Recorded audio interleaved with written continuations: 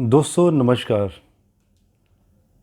आज सब लोगों की नज़र टिकी हुई है महाराष्ट्र के ऊपर कि महाराष्ट्र स्टेट इसका क्या होगा और सत्ता का क्या होगा। बिकॉज़ त्रिशंकु सरकार है महाराष्ट्र में और एक ऐसी सरकार जो कि 3 अलग-अलग विचारधाराओं के साथ जुड़ी हुई है।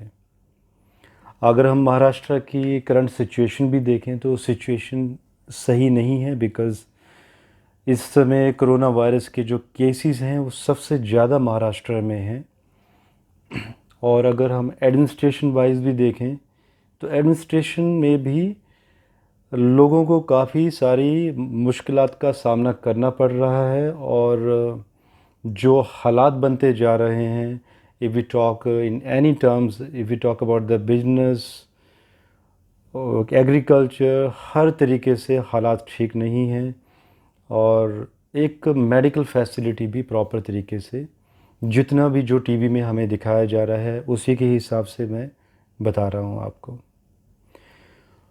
और अगर हम थोड़ा सा और डीप एनालिसिस पे जाएं कि ऐसा क्यों हो रहा है। बिकॉज़ लॉजिकल बात है, बिकॉज़ जब भी एक पार्टी वर्कर्स जुड़े होते हैं किसी सरकार के साथ तो एक बहुत बड़ी उम्मीदें होती हैं उनकी भी कि once there government will be form and they also will be get some benefit from the government. Here I'm not talking about कि उनको कोई extra benefit मिलेंगे in the terms of bribe or something. No, it's not like that.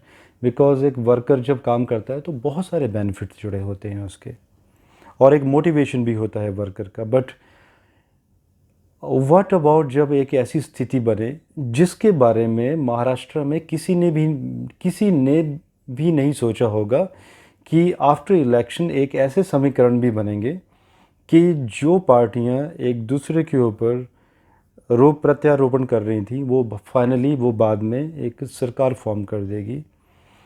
सो अब उनके क्या हित रहे हैं इसमें क्या नहीं है, एवरीवन नोज़ अबाउट दैट।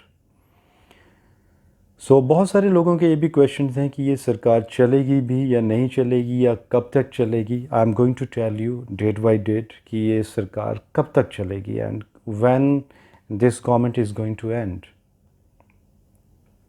पहले हमें ये भी जानना है, ज़रूरी है कि ये जो कोरोना वायरस के केसेस महाराष्ट्र में बढ़े हैं, यहाँ पे मैं सरकार को भी पूरा कसूर नहीं देना चाहूँगा and I know one two make any one responsible. It's just I am doing astrological analysis.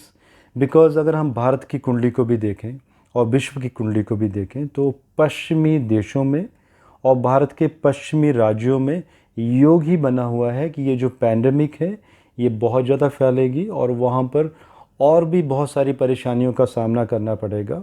In the terms of I have given a very detailed video, आगजनी की घटनाएं, विरोधाभास, so many things, strikes and all. बहुत कुछ हम already discuss कर चुके हैं हमारे लास्ट वीडियोज़ में। शपथ समारोह जो महाराष्ट्र में हुआ था, जिसकी मैं आपको कुंडली भी दिखा रहा हूँ साइड में, ये हुआ था 28 नवंबर 2019 शाम को 6:43 मुंबई समय में।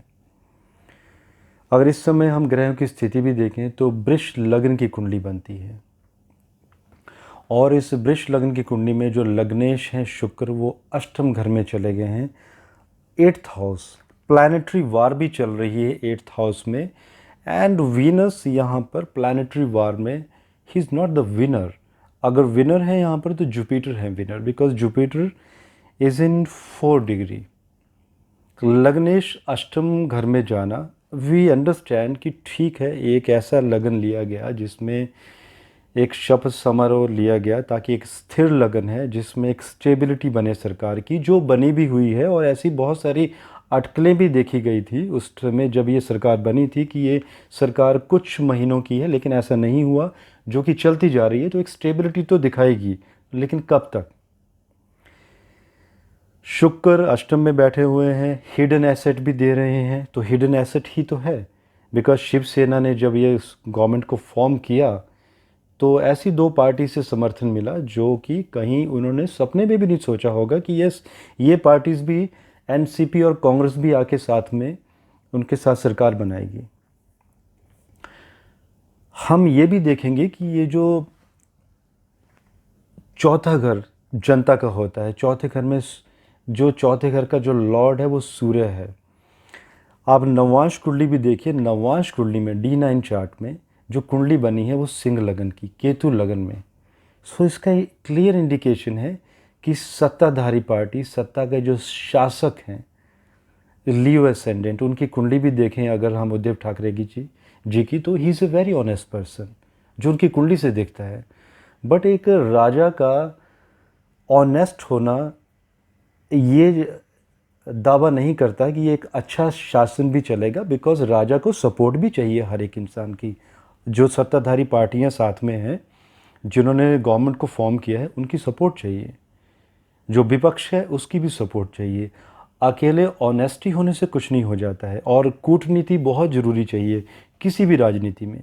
तो कूटनीति की कमी, क्योंकि चतुर्थेश सूर्य मंगल के साथ बेशक बैठे हुए हैं, लेकिन मंगल सप्तमेश लगन कुंडली में बे स्थान में चले गए हैं, और बुध शत्रु के साथ बैठे हुए हैं। तो क्लियर इंडिकेशन है कि सप्तम घर जो कि पार्टनरशिप का भी है, ये जो पार्टनरशिप है ये बहुत लंबे समय तक नहीं चलेगी। छठा घर जो कि शत्रु हंता है, और शत्रु यहाँ पर विजय प्राप्त करेंगे। कोई हिडन शत्रु होंगे, कोई ना कोई ऐसे षड्यंत्र रचेंगे। नाउ रीज़न क्या बनेगा? रीज़न जो बनेगा, I am going to tell you. चौथा घर सूर्य D9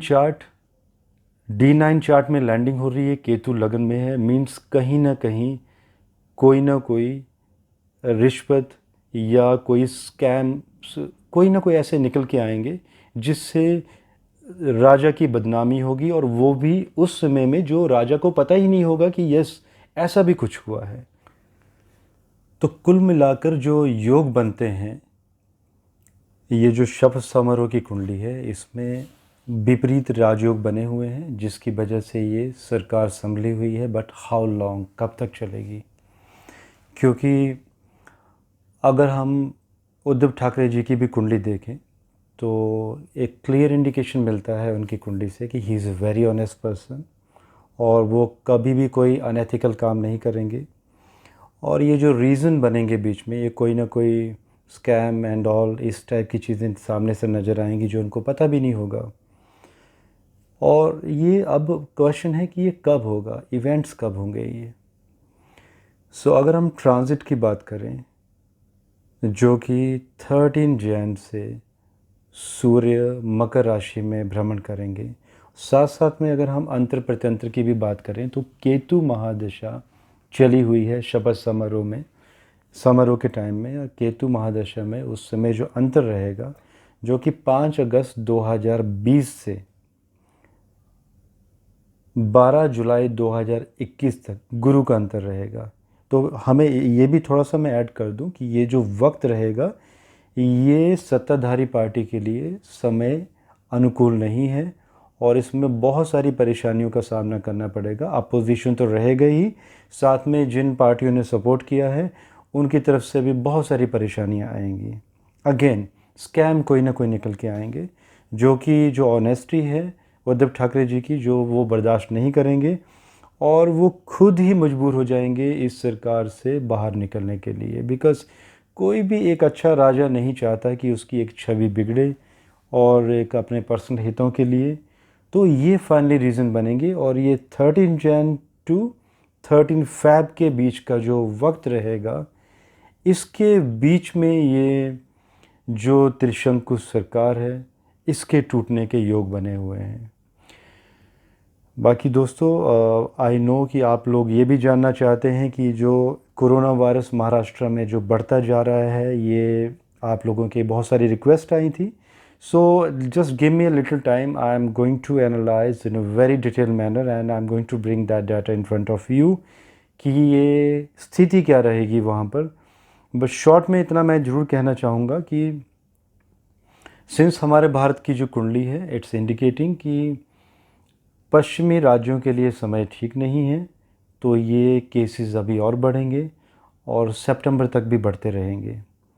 बाकी मैंने कोरोना वायरस के ऊपर ये भी मेंशन किया है कि 15 नवंबर के बाद एक नया फेस आएगा जो खप्पर योग बनेगा, उसका भी एक वीडियो मैं फिर से नीचे दे देता हूँ डिस्क्रिप्शन बॉक्स में, प्लीज़ आप उसको भी एक बार देखिएगा। So let's meet soon. Thank you, धन्यवाद।